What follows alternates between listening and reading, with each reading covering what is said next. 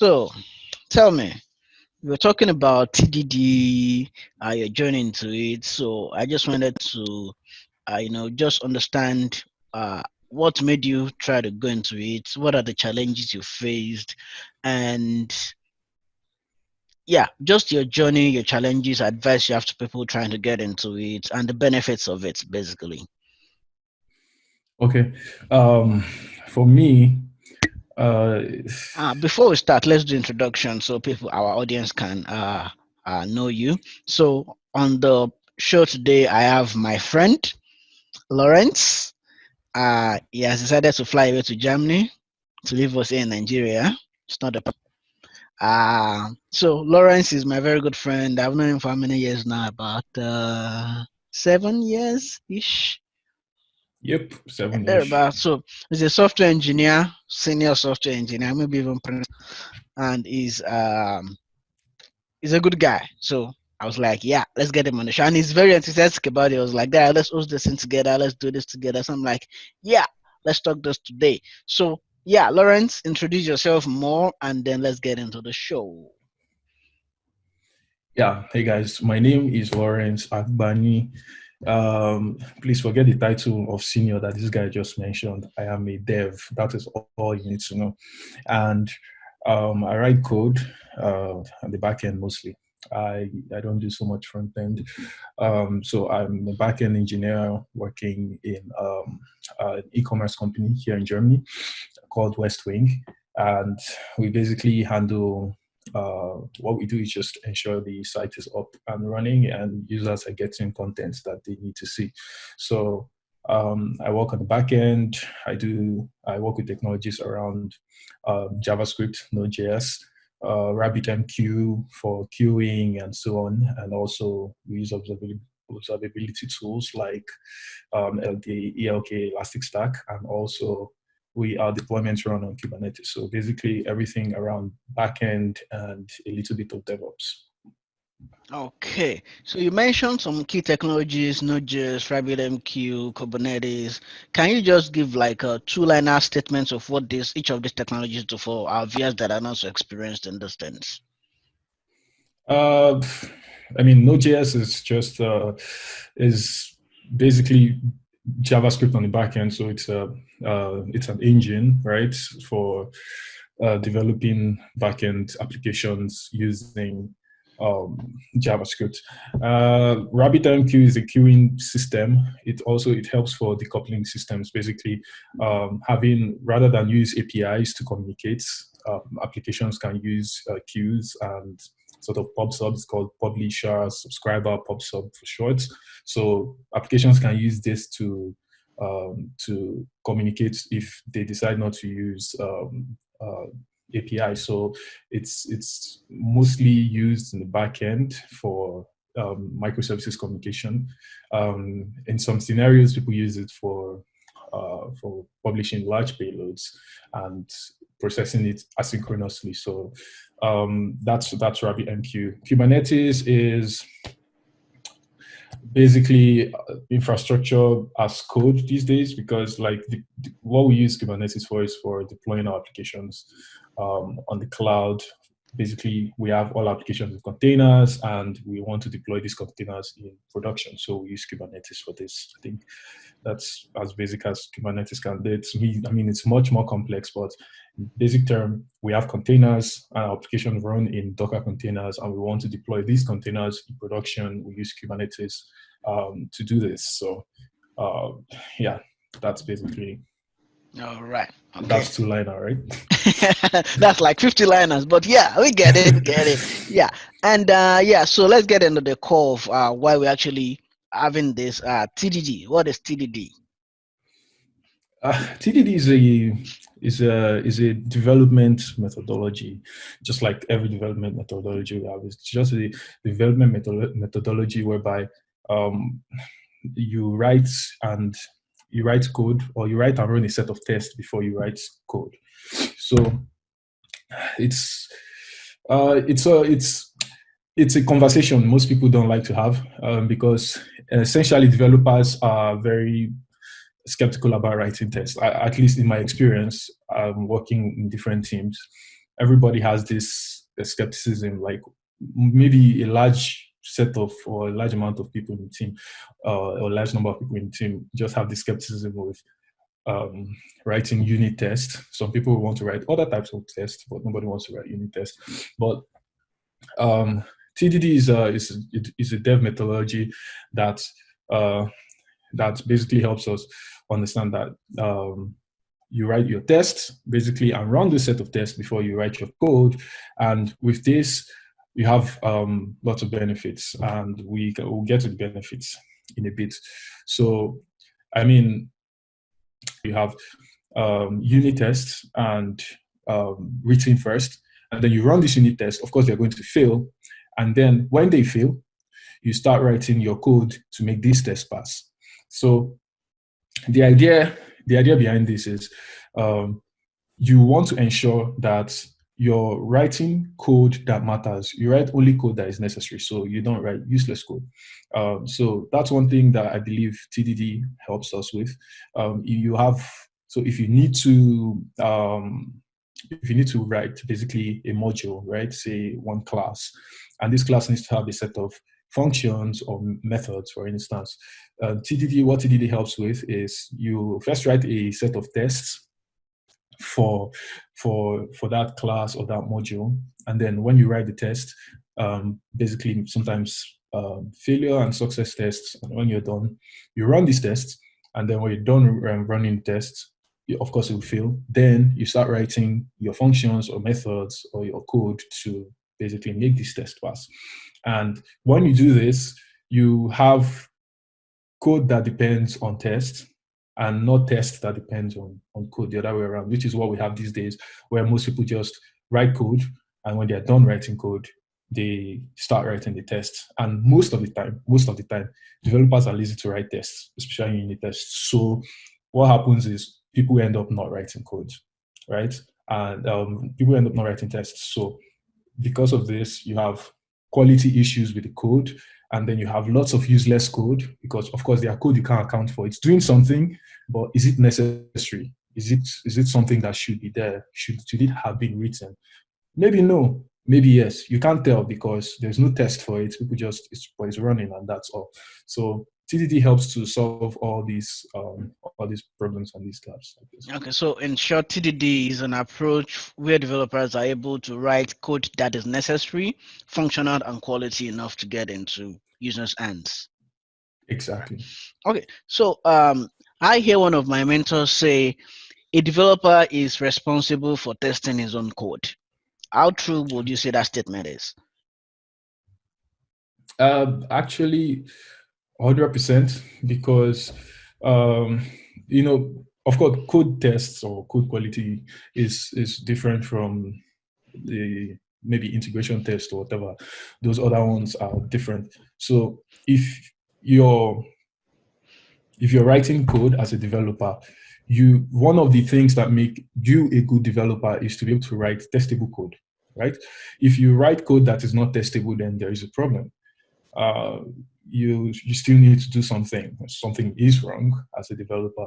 So one of the traits of a good developer is basically to write testable code. And the only way to write testable code is to be able to actually write the test for your code and show us that your code is testable, basically. So you don't just write testable code and leave it. No, you write code and you write your test, then you write your code, such that when someone sees the tests, they can be able to understand the code and then know that, oh yeah, this code is actually very, testable.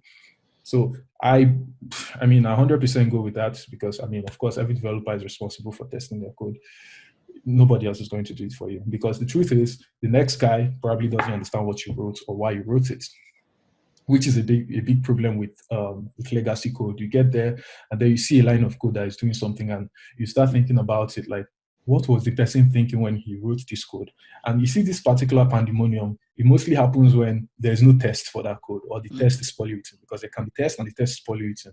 So when you look at the code, you're like, what did the person write? And you're trying to figure it out, but you can't, because there's no test to check. You can only see documentation, and sometimes this documentation is skewed. I have this experience where I got on a code base, and then I saw a long function. I think this function was almost 100 lines long. What? No kidding. And there was lots of ifs and conditionals and different things going on in that function. But you see, there was a documentation at the top of the function that says this function does this and returns that. But you see, that documentation was written by the first person that wrote that function. So at the point where I was looking at the code, that documentation was a lie because it wasn't just doing that anymore. Yeah, It it was was doing doing way more a than lot of that. things. Exactly. So if if if the developer, like we have like TDD for instance in that situation, um, or if there was TDD implemented and then I got a hold of this code base and they told me, oh, this code base was written with TDD in mind or the TDD approach, I'll probably just go into the test for that module or that piece of code. And from looking through the test, I would be able to understand what the code does. And I think that's one of the things that TDD helps with. So I Okay. 100% go with that thing you said. Okay. So another thing that comes to mind when thinking of TDD for me is um, you write tests based on requirements of the solution you're Yes. developing. So how do they Mm-hmm. start together? You have this idea you're supposed to write an app or some code, or it's a business requirement. You get the requirement documentation, then you start writing code, or you start writing tests, or you start writing both. How do you approach it as a developer? So how TDD works, at least from my little experience, is you get the requirements, and then, and that's one of the things it helps with, right? It helps you think about like the architecture. It helps you think in a modular fashion.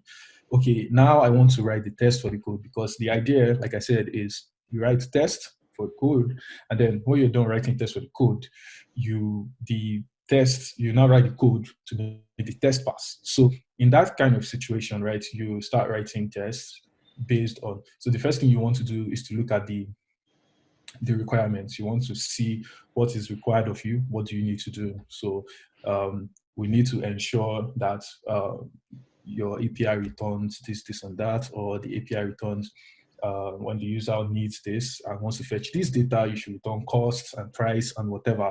So in that situation, where you've looked at the requirements document, you then know, okay, I need to write a function that takes in a user ID and returns user information, right? So how do I go about this? Where do I place it? Where do I put it? Where is this code going to sit? Do I need a class, or do I need to implement, or do I need to write this function in an already existing class? There are lots of thought processes that start going down. You start to like think about it in a modular fashion. Like, okay, do I need to write a new module? Do I need to use an existing one? Do I need to just go ahead and create a new entire folder or re-architect this particular solution? While thinking about this, you start to find maybe architectural loopholes or maybe even problems with the requirements itself. You Mm-hmm. know, while trying to think about how to go about writing your test or where the code is going to sit, because that's what it forces you to do, as opposed to the pattern that everyone is used to, where you get the requirements, oh, I should write stuff that returns user information, and then you immediately go create a class, user class, and then you write a function, blah, blah, blah, and you're done. You push it and it's working. In that way, there might be lots of things that have happened, maybe lots of water has gone under the bridge, but you don't know, you can't see because you're not testing this Yeah, code there's nothing to and you're not validate. thinking about it. Exactly. So the idea is you get the requirement documents, you sit down, you look at it, and then you look at the code base you have, and then you try to figure out where this particular code you want to write should sit. Should it be inside an existing module? Should you create a new module for it? Should a new folder be created? And then before you now start writing your test. And then when you're done writing the test, you go and then you write the code for it, and then everything just sort of works. Okay. Maybe I'll become a better test developer now. So I know, and you can correct me if I'm wrong. You have some developers that report to you, right? Right now, no. Okay. So, but of course, I know in some scenarios you would have people that ask a question. So, what do you say Yeah, to yeah, sure. developers who say, my code is not passing this test. Let's just disable this test so I can write my code and we'll push to production. What do you say to those kind of developers? Uh, Looking at the code base, especially the one I met, right? It was a no-no because the thing was we had like a mandate from management that we need to have a certain level of quality in this code because this is what. So when I joined the team, there was a problem already, like we needed to solve. And there was already mandate from management that this code base is like this and we need to improve. So we had like an authority to enforce quality, basically. So whenever we get to that situation where, because it's a massive code base, so we have like multiple teams contributing to that code base. So a lot of them, like we get to these cases where people write the code and there's no tests. And we just simply go on the PR and be like, please, can you add tests for this code? And when the tests are written, we go through the tests to be sure that these tests are actually, they're actually It's tests not just that returning assert is work. true. Exactly, just assert true and then tests passing and everybody is fine. No, we ensure that, because, and also one thing we also enforced with this is code coverage. So if you add a new module and then you don't add tests, the pipeline will fail, because we always have like a threshold for how much code coverage percentage. So definitely the percentage will drop because you have new set of code you've introduced that don't have any tests written. So it's going to fail the pipeline. So like already from our pipeline, we've enforced this and also ensure that we code review this code before it goes in. And I don't know, for me, I never really allow code go to production that isn't tested. The code has to be tested before we can publish. Okay, now So it enforces quality. so I'm also gonna ask you like a good cop, bad cop question now. So you have a management that kind of enforces quality, and I truly appreciate that when they know that this thing we are releasing to users and they're supposed to have a certain level of confidence. Now there are some management that be like, just put it in production. We need to go live on these dates. Test no tests. How do you as a developer handle that kind of management? That is a very, very tacky one. It's really difficult to convince. And actually, this is true. When you work in management, it's difficult to convince the business that about your technical ideas, because basically they don't care. Like all they want to see is that the thing is working. That is all they care about.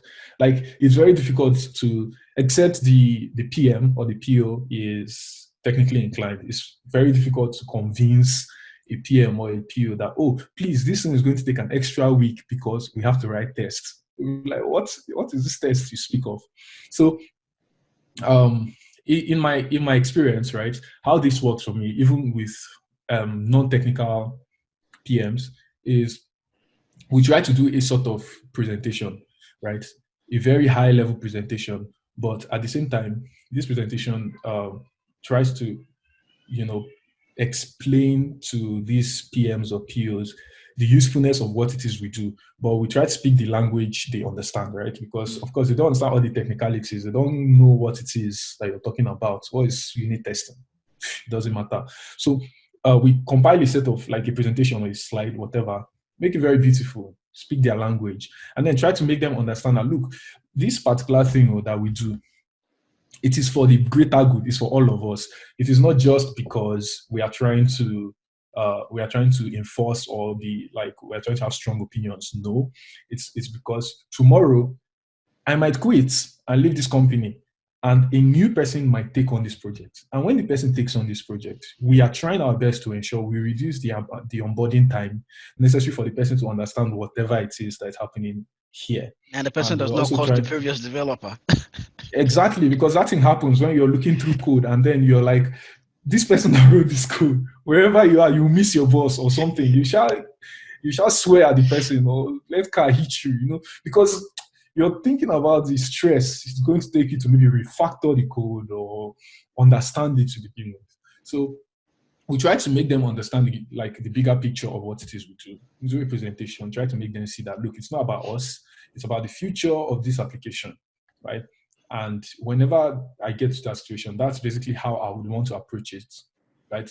And then when try to get them to understand and then move forward with it, because management doesn't care about your unit test, but if they understand that it is part of the Yeah, why you process, need to have right? it.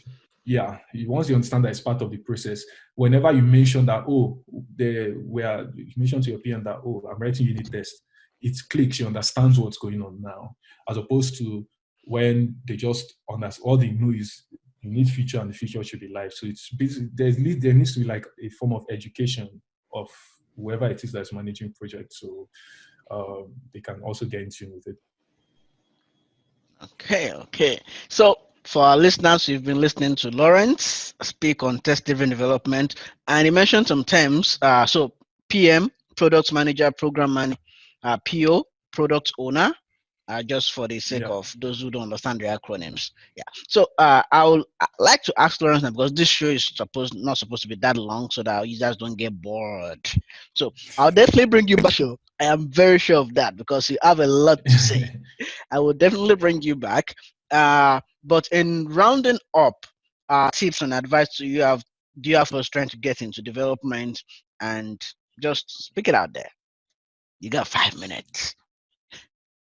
What test review development or development in general? Spin it as you like. I don't know. Since we're on the topic of TDD, I'll just talk about a little bit about it.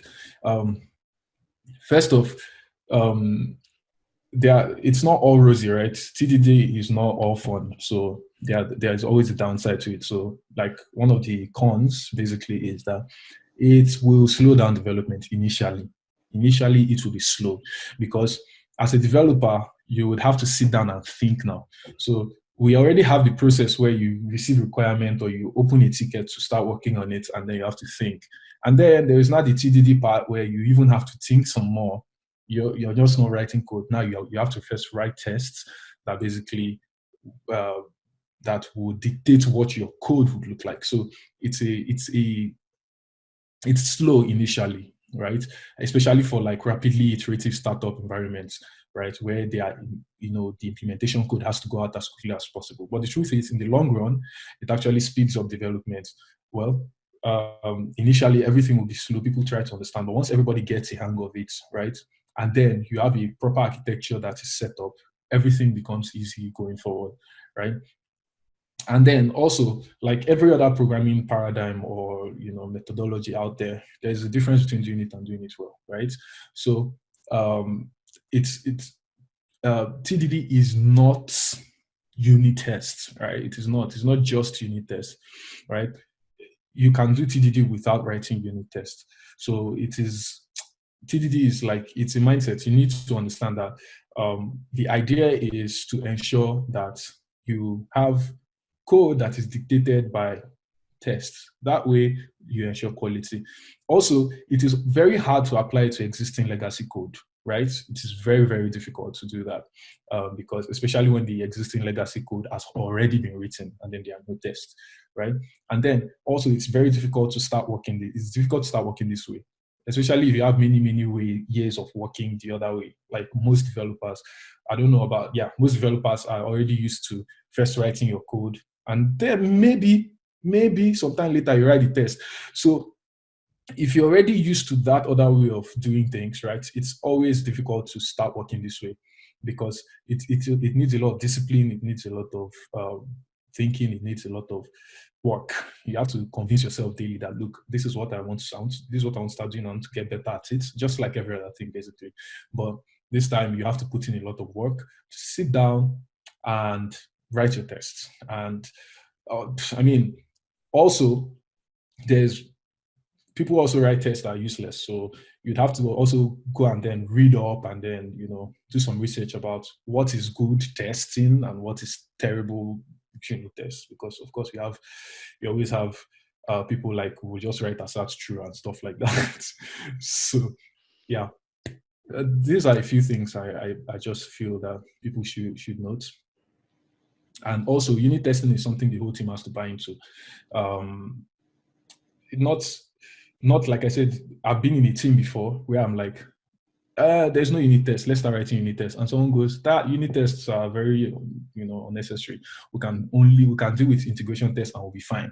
And it also takes time to start convincing a developer like that to start writing tests. So it's a thing that the whole team has to buy into, and you can only try doing that by trying your best to maybe show what is what what people stand to gain from it as to the issues that are going to be faced. Personally, how I've done it is recently I got involved into this re-architecture basically of a particular massive code base I was working on.